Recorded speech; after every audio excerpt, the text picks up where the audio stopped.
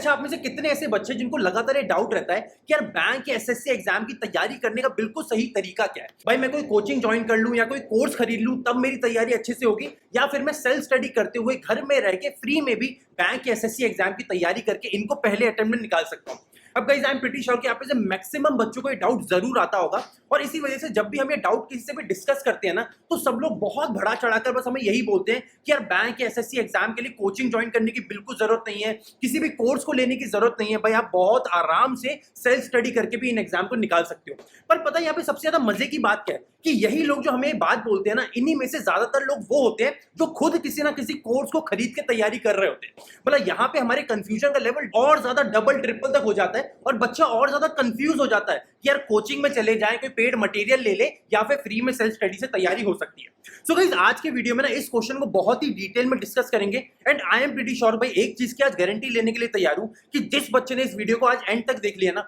उसको जिंदगी भर ये डाउट नहीं होगा कि उसको कोचिंग ज्वाइन करनी चाहिए या वो सेल्फ स्टडी से किसी भी कॉम्पिटिटिव एग्जाम को अपने पहले अटेम्प्ट में निकाल सकता है। तो चलो जल्दी से देख लेते हैं। भाई टोटल 5 पॉइंट्स के ऊपर आज बात करेंगे। तो हमारा सबसे पहला पॉइंट है सेल्फ डिसिप्लिन, जिसको हिंदी में बोला जाता है अनुशासन। मतलब क्या आप एक ऐसे बच्चे जिसको जब तक सुबह मम्मी ना उठाए कि बेटा चलो सुबह 10 बज गए या 11 बज गए, चलो अब जल्दी से उठ जाओ, तैयार हो, पढ़ने बैठ जाओ, या जब तक हमें दिन में मम्मी डांट ना दे या तुमने पूरा दिन मोबाइल में खराब कर लिया या टीवी में खराब कर लिया, चलो सब कुछ बंद करो, पढ़ने बैठ जाओ, तब तक हमारा पढ़ने का मन नहीं करता। या फिर आप एक ऐसे बच्चे हो जो खुद से सुबह अलार्म लगाता है 6 बजे का, 6:30 बजे का, 7 बजे का, खुद से उठता है, खुद से एक रूटीन फॉलो करता है, क्लासेस लेता है, प्रैक्टिस करता है, तैयारी करता है, और इसके लिए ना उसे किसी को बोलने की जरूरत नहीं पड़ती, वो सारे काम खुद से करता है। तो भाई आप इन दोनों में से किस कैटेगरी में लाया करते हैं? भाई आप एक ऐसे बच्चे हैं जिसको जब तक मम्मी पापा धक्का ना दे तब तक हमारा पढ़ने का मन नहीं करता। एक्चुअली पढ़ने का मन तो तब भी नहीं करता, पर चलो हम किताबें खोल के बैठ जाते हैं उनकी और अपनी तसल्ली के लिए। बिकॉज देखो मेरा हमेशा से मानना है कि बच्चे ना टोटल 3 कैटेगरीज में लाए करते हैं। सबसे पहले बच्चे वो जिनको ना हर चीज भविष्य में दिखती है। मतलब उनको हमेशा ये लगता है कि एग्जाम में तो अभी 8 महीने रह गए हैं ना, या तो एग्जाम में अभी 6 महीने रह गए हैं ना, अभी से पढ़ाई करने की क्या जरूरत है। मतलब इनका सेल्फ मोटिवेशन बहुत कम होता है। दूसरी कैटेगरी के बच्चे वो होते हैं तो जब तक कुछ पैसा इन्वेस्ट ना कर लेना, मतलब जब तक उनका कुछ पैसा ना चला जाए तब तक ना उनको मोटिवेशन या फील नहीं आता है। मतलब जब तक वो किसी कोर्स को खरीद ना ले या किसी बुक को ना खरीद ले, मतलब जब तक अपनी जेब से कुछ ना कुछ पैसा ना लग जाए तब तक उनको फीलिंग नहीं आती कि वो एग्जाम की तैयारी चालू करनी चाहिए उन्हें। ठीक है। और तीसरी कैटेगरी के बच्चे वो होते हैं जो हमेशा ना सेल्फ मोटिवेटेड बहुत ज्यादा होते हैं। मतलब जिन्होंने बचपन से सपना बनाया होता है कि अपना और अपने माँ बाप का सपना पूरा करना है, भाई उनको वो सारे ऐशो आराम देने हैं जो शायद उन्होंने जिंदगी में कभी नहीं देखे, और इस वजह से ना उनके अंदर हमेशा ही एक आग रहती है, और वो इतने ज्यादा मोटिवेटेड रहते हैं कि फिर उन्हें कोई पढ़ने के लिए बोले या ना बोले, भाई वो तो हमेशा तैयार रहते हैं अपने एक प्रॉपर शेड्यूल के साथ एक रूटीन फॉलो करने के लिए। तो अब आप लोग को डिसाइड करना है कि आप लोग इनमें से किस कैटेगरी में लाए करते हैं। बिकॉज अगर आप पहली 2 कैटेगरी में से एक में लाए करते हैं तो मैं आप लोगों को जरूर बोलूंगा कि आप लोगों का आज स्टार्टिंग फेज में सेल्फ डिसिप्लिन थोड़ा कम है। देखो इसमें कोई बुराई नहीं है, बिकॉज स्टार्टिंग से मोटिवेशन आना बहुत मुश्किल होता है, और अगर आपके अंदर नहीं है तो बिल्कुल बुरा मानने की जरूरत नहीं है।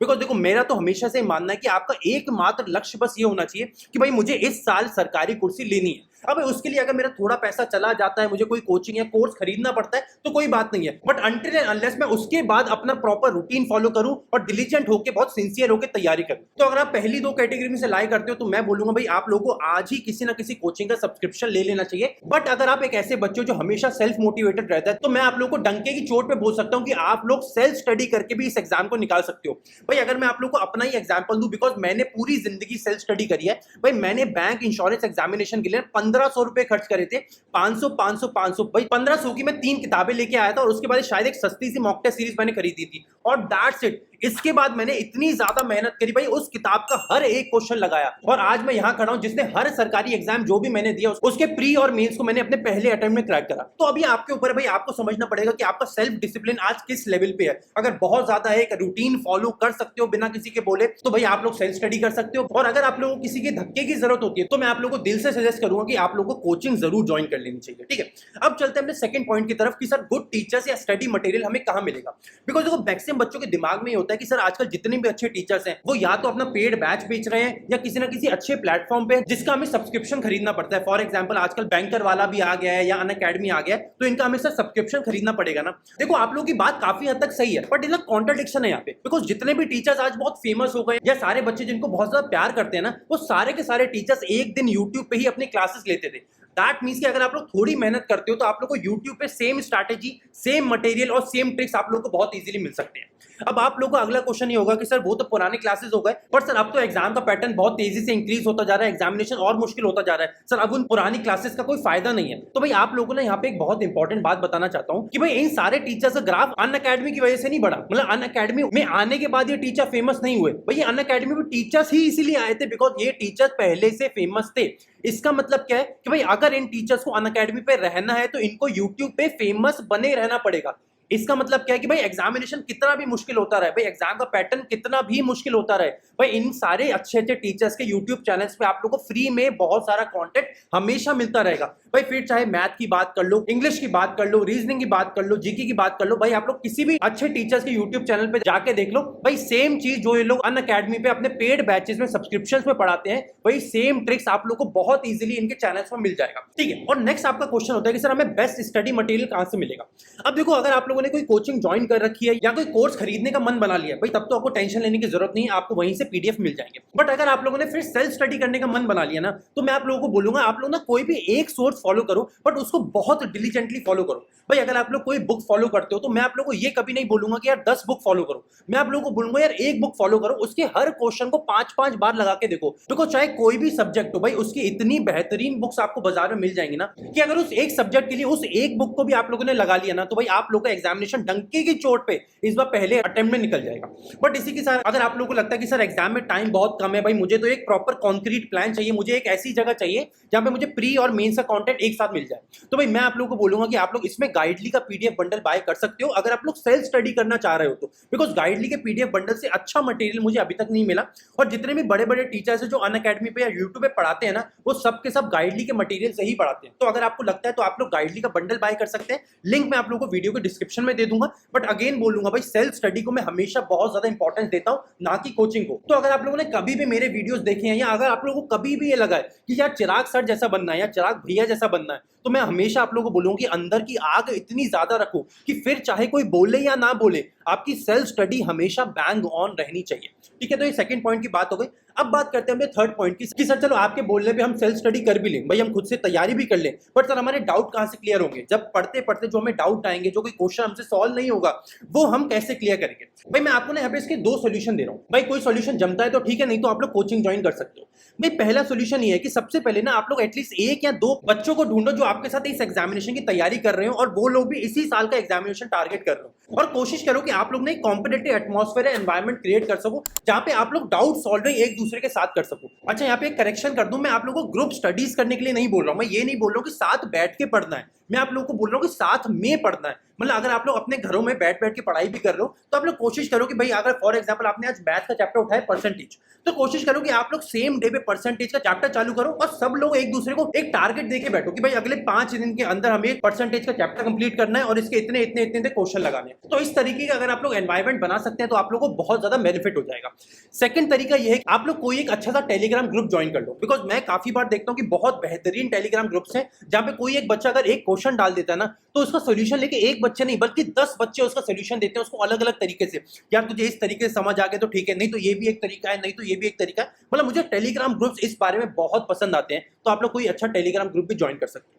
अब अगर आपको ऐसा लगता है कि ना तो सर मेरे पास कोई अच्छे दोस्त हैं, ना कोई अच्छा टेलीग्राम ग्रुप है जो मैं ज्वाइन कर सकूं, तो मैं आपको बोलूंगा कि भाई आप लोग कोचिंग बिल्कुल ज्वाइन कर लो, बिकॉज देखो डाउट सॉल्विंग बहुत इंपॉर्टेंट पार्ट है, और जितने भी अच्छे अच्छे कोर्सेज हैं या जितनी भी कोचिंग्स है ना, उनके डाउट सॉल्विंग सेशंस होते हैं, तो भाई आपके सारे के सारे डाउट्स वहां पे क्लियर हो जाएंगे। तो अगर आपको बहुत ज्यादा डाउट्स आते हैं और क्लियर करने के लिए कोई भी नहीं है, तो मैं आपको बोलूंगा भाई आंख बंद करके कोचिंग ज्वाइन कर लो, बिकॉज आज थोड़ा पैसा बचा लोगे तो ठीक है, पर इसके चक्कर में कहीं आपके 2-3 साल खराब ना हो जाए। तो कोशिश करो, टारगेट करो, इसी साल का एग्जाम निकालना है और डाउट सॉल्विंग के लिए कोचिंग ज्वाइन करना है, या आप खुद से कर सकते हो, वो मैंने आप लोगों को बता दिया। नेक्स्ट बात करते हैं अपने नेक्स्ट पॉइंट की, बजट। अब देखो काफी सारे बच्चे ऐसे होते हैं जो मेरी तरह लोअर मिडिल क्लास या मिडिल क्लास फैमिली से आते हैं, भाई हमारे पास पैसा इतना कम होता है, भाई फॉर एग्जांपल मेरे पास 100 रुपए, तो भाई महीने के स्टार्टिंग में मुझे पता होता है कि भाई 110 रुपए का खर्चा पहले से खड़ा है और 100 रुपए मेरे पास है, तो भाई और ज्यादा अपने मम्मी पापा के ऊपर बर्डन कैसे डालूं, भाई उनको कैसे बोल दूं कि 10,000 की कोचिंग लेनी है या 3,000 की मॉक टेस्ट सीरीज लेनी है, भाई मुझे पता है यार मैं अपने माँ बाप को परेशान नहीं कर सकता। तो भाई अगर आप लोगों का ऐसा केस है तो मैं आप लोगों को बोलूंगा कि भाई हर एक पैसे की बहुत ज्यादा कीमत है, और वो हर एक पैसा जो आप लोगों को आज लग रहा है ना आपके मम्मी पापा आप लोग के के ऊपर इन्वेस्ट कर रहे हैं भाई, उसको बहुत बड़ा कर्जा या बहुत भारी मान के लेना, बिकॉज वो हर एक पैसे को चुकाने के लिए ना आपको खून पसीना एक करना पड़ेगा और तब भी चुका नहीं पाओ। तो अगर आप लोगों को ऐसा लगता है कि आप लोगों का बजट का प्रॉब्लम है तो मेरे कहने के ऊपर सेल्फ स्टडी चालू कर लो। बिकॉज देखो, सेल्फ स्टडी करने के लिए मैं बार बार बोल रहा हूं कि अंदर से आग होना बहुत ज्यादा जरूरी है। वो होता है ना, सूरज के जैसा चमकना है तो सूरज के जैसा जलना पड़ेगा उससे पहले आप लोगों को। तो अगर वो जलने के लिए तैयार हो तब आप लोग सेल्फ स्टडी कर लेना। बट अगर आपको लगता है कि नहीं यार मुझसे कुछ नहीं हो सकता और मेरे माँ बाप ने मेरे लिए इतना कर लिया तो थोड़ा और कर सकते हैं, तो कोई बात नहीं, फिर आप कोई ना कोई कोर्स बाय कर सकते हैं, वो फिर आपके ऊपर है। बट मैं हमेशा आज भी बोलूंगा कि भाई एक लोअर मिडिल क्लास का लड़का हूं मैं आज भी, और मन में मुझे आज भी लगता है जो मैं अपने मम्मी पापा को पहले देखता था कि बेचारे दिन रात परेशान रहते थे बस इसलिए कि मैं कैसे भी करके 10वीं पार कर लूं, फिर मैं कैसे भी करके 12वीं पार कर लूं, या कैसे भी करके कॉलेज निकाल लूं, कैसे भी करके एक सरकारी नौकरी ले लूं। भाई उनको मैंने बहुत कुछ सहन करते हुए देखा है, उनको रोते हुए देखा है। तो भाई मुझे पता था भाई मेरी सेल्फ स्टडी से ही मैं उनको इस गरीबी से निकाल सकता हूं, और मैंने निकाला। तो अभी आपके ऊपर है आपको कैसे करना है। अब गाइस लास्ट पॉइंट की बात करते हैं, कंपटीशन। अब बहुत सारे बच्चों के अंदर मिसकंसेप्शन होता है या एक मिथ होता है कि अगर हम एक कोचिंग ज्वाइन कर लेंगे तो हमें बहुत अच्छा अच्छा कंपटीशन देखने को मिलेगा, भाई हम वहां के टॉपर से compete कर सकते हैं। तो भाई मैं आप लोगों को यहाँ पे बता देता हूँ, भाई कंपटीशन ना तो आपको यूट्यूब पे मिलेगा, ना किसी कोचिंग में मिलेगा, ना सेल्फ स्टडी में मिलेगा, ना अनअकैडमी में मिलेगा, ना किसी और कोर्स में मिलेगा। भाई कंपटीशन बस आपको एकमात्र जगह पे मिलेगा, वो है अच्छी सी मॉक टेस्ट सीरीज। भाई एक अच्छी मॉक टेस्ट सीरीज को अराउंड 10 से 12 हजार बच्चा देता है। मतलब अगर आप कोई कोचिंग ज्वाइन करते हो तो आपकी लड़ाई होती है 70, 80 या 100-200 बच्चों से, पर अगर आप एक अच्छी मॉक टेस्ट सीरीज ले लेते हो तो आपकी लड़ाई होती है 10-15 हजार बच्चों से, और तब आपको समझ आता है कि एक्चुअली में आप कहां पे स्टैंड करते हो। तो अगर आपकी तैयारी एक अच्छे लेवल पे पहुंच गई और आपको लग रहा है अब आपको कंपटीशन चाहिए, तो भाई एक बहुत अच्छी सी एक मॉक टेस्ट सीरीज बाय कर लो। अब देखो बाजार में बहुत सारी अच्छी mock test series already available है, पर मैं आपको बोलूंगा कि जल्दी से जल्दी कोशिश करो कि एटलीस्ट एक फ्री मॉक तो लगा के देखो। भाई ऐसे ही एक स्मार्ट कीड़ा के फ्री मॉक टेस्ट का लिंक मैं आप लोगों को वीडियो के डिस्क्रिप्शन में दे रहा हूं। भाई स्मार्ट कीड़ा मॉक टेस्ट सीरीज मुझे पर्सनली बहुत ज्यादा पसंद है, बिकॉज इसका क्वेश्चंस का लेवल एग्जैक्टली एग्जाम के लेवल या इससे थोड़ा ऊपर रहता है। मतलब ये एक बच्चे के उस लेवल पे तैयारी करवा देते हैं कि भाई एग्जामिनेशन कितना भी मुश्किल है फिर उस बच्चे को मुश्किल नहीं लगता जो इस मॉक टेस्ट सीरीज को फॉलो करता है।